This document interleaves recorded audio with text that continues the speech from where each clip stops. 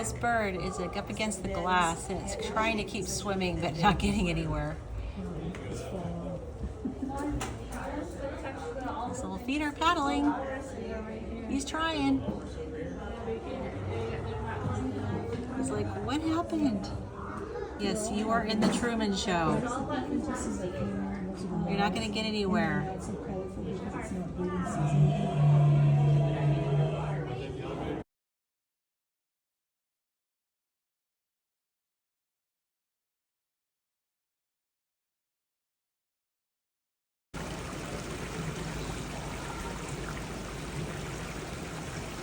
Oh, they're so cute. Oh, there's a third one.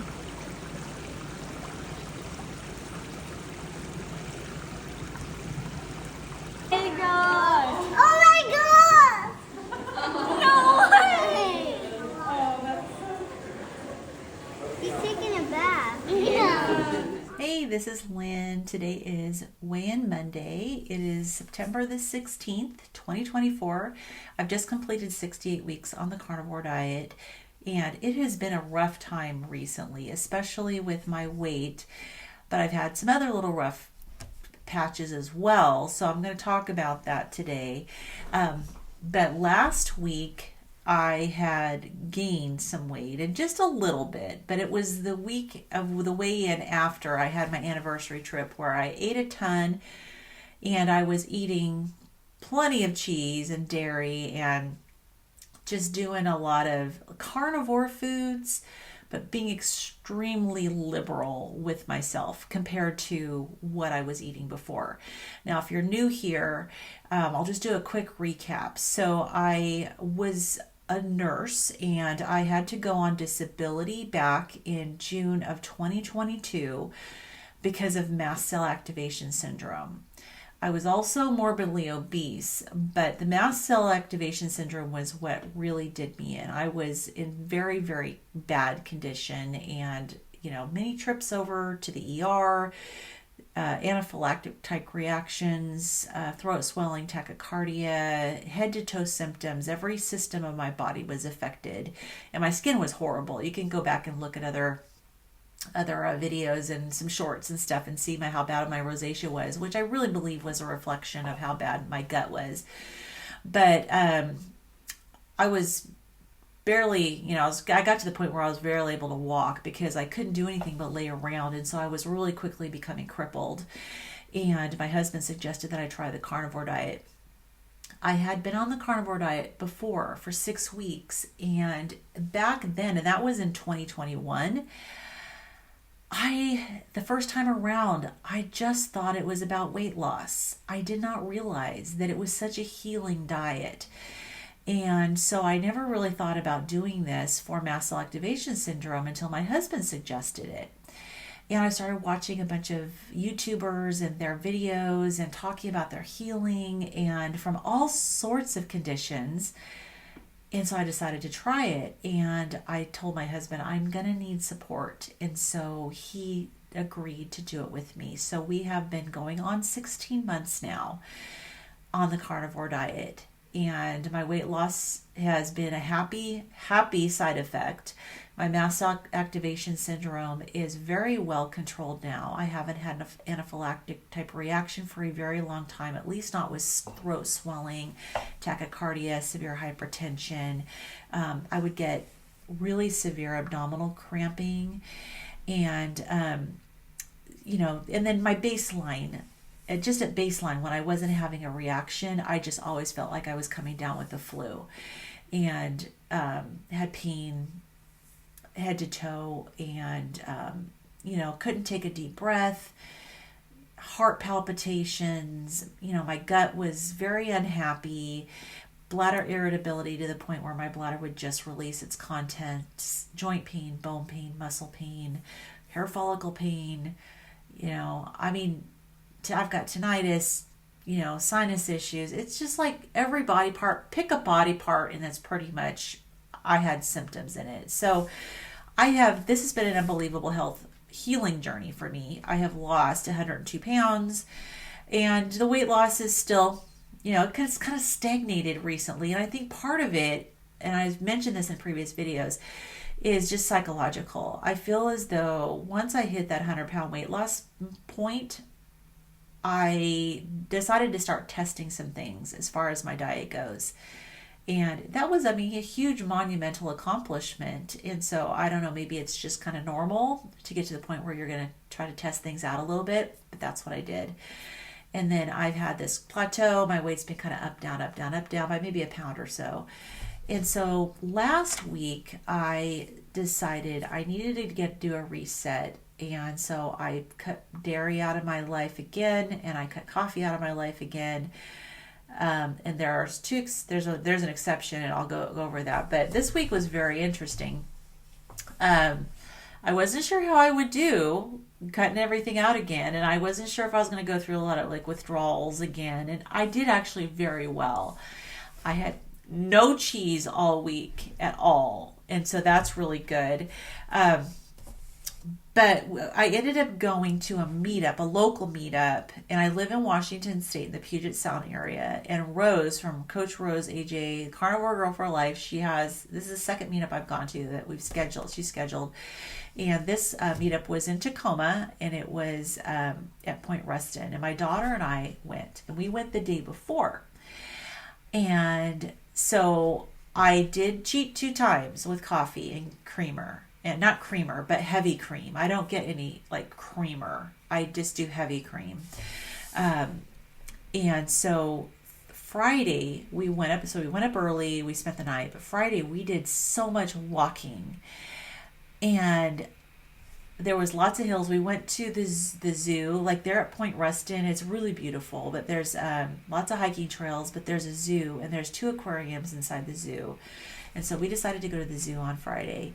And I walked, I had it written down here, 14,541 steps. And for me, that's insane. Like, seriously, that is insane. I am somebody who, if I get a couple thousand steps in a day, that's a good day. Like, when I was on disability and really disabled, I was lucky if I got a couple hundred steps in, because I could only go from bed to the couch, from couch to my recliner, to the bathroom, maybe to the refrigerator to eat some garbage food. And I got hardly any steps in. I would look and see how many steps did I get in a day. And sometimes it was like maybe 150 steps. It was really bad. So for me to get almost 15,000 steps in a day, unheard of. Okay, so I was sore that night, and we actually went on another walk. And so part of the second walk is part of these steps. So like at 9:00 at night, we were all settled in, and we had enjoyed our evening, and we decided to go for another walk. And so we walked twice, even though I was a little sore. I was really nervous that I was going to wake up feeling stiff and really achy the next morning, but I didn't. But I got a funny story. So I decided that I was going to try to be like a Michaela Peterson and bring my air fryer with me and fry up my ribeyes in the hotel. And she talks about how she does this when she travels. She brings her air fryer with her. So we walked up this hill. There was a meat market like a block up the hill, and I got 2 big, beautiful ribeyes. And so in the hotel room, we had a kitchenette area. And so I was doing one of the ribeyes because they were big. Only one ribeye would fit in the air fryer at a time. And I set off the smoke alarm. And I was like, oh, great. And so I've got extra parchment inserts. So I'm like waving them around and trying to get the smoke alarm to stop. And it did, but it was right at the point where I had to pull the container out to flip the steak over, and all that heat set off the smoke alarm. So I thought, okay, I'm going to have to do something for the second half. So I took it and I moved it over. There was this table that had kind of like a marble top. So I think it was okay for the air fryer. And I kind of cracked the window open, and I plugged it in. I'm all ready to go for the second half of cooking this ribeye.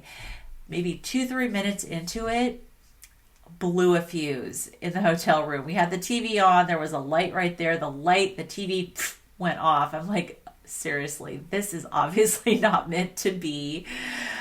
So fortunately, the ribeye was cooked well enough that I could eat it. It was kind of medium rare. So it worked out, and it was delicious. It worked out. My daughter is in there going, oh my gosh, I cannot bring you anywhere.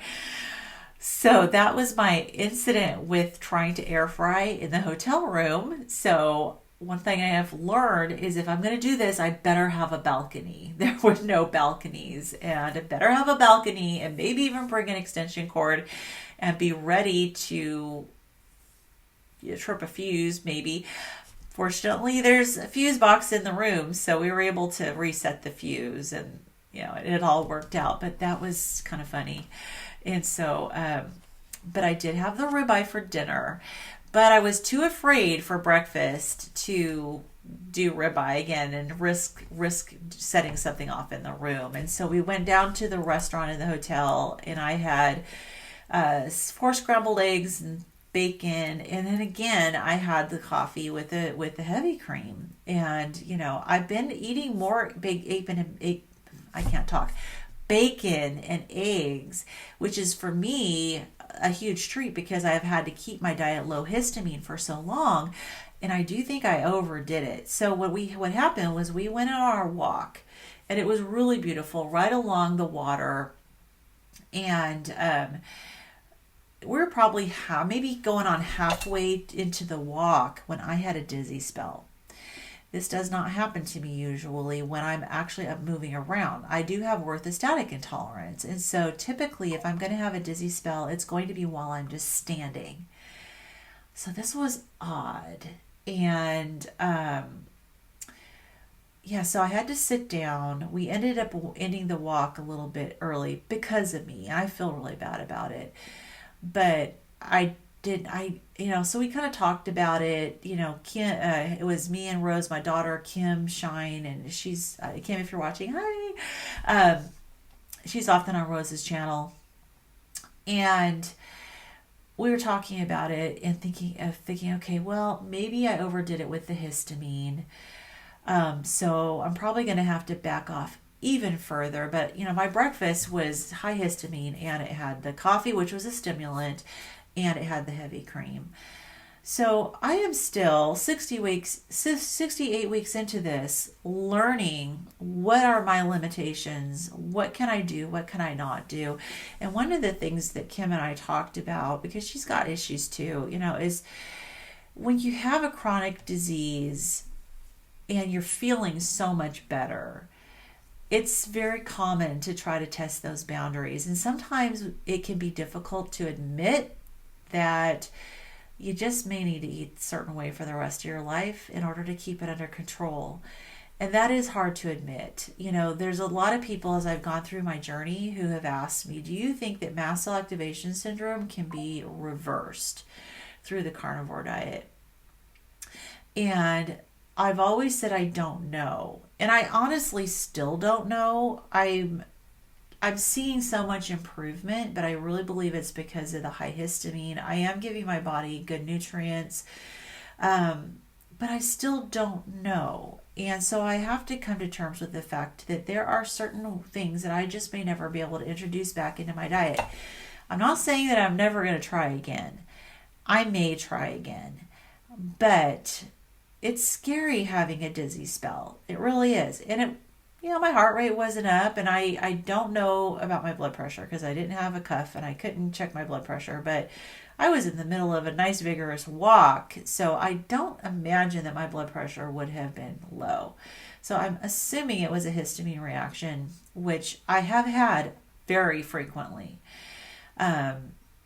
So really hard to say, but everyone was great. We ended up backing track and going back and going to the coffee shop where we were going to meet. And I also remembered I did not have my electrolytes that morning either. And so that probably didn't help. So I got my electrolytes, had water. That's all I had at the cafe. We chatted. We had a great time. I met Brenda Ramirez, who is going to be, so Wednesday Rose is having all of us on her channel to do kind of a recap and talk about the meetup and all of that. And so you'll get to meet Brenda. She shared with us about a really interesting, therapeutic intervention. Hopefully she'll get a chance to talk about it. But it's a patch that goes on the back of your neck, or you can put it wherever, that has a variety of things. It's supposed to actually start to reactivate and grow your stem cells. She said it has had amazing results, and I may try it. We're going to see. I have adhesive allergies, so my skin blisters, but she said you can turn it the other way around and put it against, just as long as it's against your skin. So who knows? We'll see. I would be curious to see if something like that really affected my stem cells would help my mast cells. So we shall see. Anyways, let me see. Oh, and then the ribeye episode with the air fryer was the first episode. So once we finished up the meetup, my daughter and I, we went back to our car, and we had got everything packed that morning, and we were in a parking garage. And I had the second piece of ribeye I had kept in the mini fridge, and it was really cold. And so I figured, okay, well, it's going to be okay until after we're done. And then I'll go to Safeway and I'll grab a couple of cheap, bags of frozen peas just to put on either side for the hour and a half drive home. Well, I went back to my car, and I've been having trouble with the hydraulics on my trunk. I have a trunk that you just push a button and it kind of goes up and down on its own. Well, my trunk was stuck shut, and my purse was in there with my driver's license. The raw ribeye was in there. All of our stuff was in there. I'm like, oh my gosh, this is just, ribeye on this trip is not meant to be. It ended up being okay. Fortunately, it was kind of cool out. It wasn't real warm. And so we just went home, and then as soon as I got home, cooked the ribeye, and it was actually fine. So anyways, it was just not meant to be. I mean, we got to eat the ribeye, but man, there was so much trouble related to it for sure. So I'm going to get a little TMI here. And, for any of you who've been around for a while, I was a GI nurse, so poop talk is not unusual for me. But I just kind of want to know opinions on this. So I had the dizzy spell. And then fairly soon afterwards, I started to feel as though I needed to have a bowel movement. And I have noticed there's times where I feel like, and I have a history of IBS, and there's times where I feel as though it might be a vagal reaction that's causing me to have a dizzy spell, that when my bowels start moving, that it stimulates my vagus nerve. I'm wondering if that might be, it's hard to know if that's what caused me to have the dizzy spell, the atypical dizzy spell, while I was actually walking, if it could have possibly been a vagal response because my bowels were moving and it's so frustrating. Or could it be the dizzy spell triggered some anxiety that then triggered the bowels to move and a kind of a vagal reaction? Hard to say. I don't know. I don't know if any of you have had any experience with this sort of thing, but I was talking to Kim and saying I may potentially need to do some exercises for vagal tone, and see if I can do something to improve my vagal tone. I know I should probably do the Wim Hof breathing more, because I think that can help, just with your parasympathetic nervous system. So there is still work to be done. Here I am this far into the journey, and there's still a lot of work to be done and a lot of figuring out. This is not a short-term thing when it comes to healing, especially from a really serious illness when you're totally disabled. I have to just remind myself to be patient, and that there's going to be ups and downs. It's not going to be a steady, beautiful trend of progress. There are hills and valleys, and that is completely normal. We just kind of have to figure them out as we go and navigate them. And sometimes you get improvement in one area and something else pops up and you're like, oh, great. Now what I thought I was doing better. But I just think that this is the way that the body heals. And, I was 55 when I started this. And so I had 55 years of really poor nutrition. Even as a child, like I have said before, growing up on Crisco and margarine and seed oils, and never had butter till I was an adult. And, everything was canned, and most of the food that I ate was processed to some degree, made with love, but not made with good quality ingredients. We didn't have a lot of money, and, my parents didn't have excess money. And so everything was, we built, purchased on a military-based what do you call it again? Commissary. There we go. It's called a commissary. It's not a coliseum. Commissary. Military base. So anyways, yeah, my dad was a retired Navy officer. And so anyways, that was my, background of not getting good nutrition my whole life, and then abusing my body with poor nutrition, trying to seek an energy source my whole life, is because I didn't realize until 2022 that I had Mast Cell Activation Syndrome, but I've probably had it my whole life. I've had symptoms my whole life. So looking for an energy source, trying to feed myself with tons of carbs and sugar, and, so it's going to take time in order for things to really, truly heal. Okay, so I did watch a couple of interesting videos this week. I watched Kelly Hogan's interview with Dr. Ovadia. If you're not familiar with Dr. Ovadia, he's the author of this book, Stay Off My Operating Table. He's cardiothoracic surgeon, Carnivore. And that was an interesting video. You can look her up on her channel, My Zero Carb Life. And she had a friend who'd been carnivore for 5 years and had a heart attack. And she was really concerned. And so Dr. Ovadia, bottom line, said that he didn't think it was the diet that caused the heart attack. But he brought up some things that could also cause you to still be at risk for cardiovascular events. And one of them is mold toxicity. I have tested positive twice for had positive mycotoxin tests. So this is making me feel as though I need to really buckle down and go see this naturopathic doctor in my area who's a mold specialist. So I'm going to do that. And then I also watched an interesting video, an interview with Dr. Bright, where she was talking, and she does talk about this, about the importance of fat for your hormones and your endocrine system. And so I'm going to try to increase my fat intake and see if that helps with further healing. Now, she did say you can continue to gain weight, but healing needs to take precedence over the weight loss. So we're going to see how that goes. I ate like maybe half a stick of unsalted butter last night. So we're going to see how that goes. I will let you know. Okay, on to the weight results. So today I weighed in at 237.4. So I am down. Yay, cut out the cheese. I'm down 1.2 pounds from last week. So that's good. My fat-free body weight stayed exactly the same. It has been at 125 for, oh my gosh, weeks and weeks. It seems like it doesn't want to budge from there. So my total fat loss for the week was the equal to the scale loss. It was 1.2. Now I did gain 0.2 of muscle, which is great. I'm doing this fitness challenge, and we're following all the videos of. Can you hear Max trying to get into the room? Hang on, I'm gonna go let him in. I'll be right back. He's scratching at the door.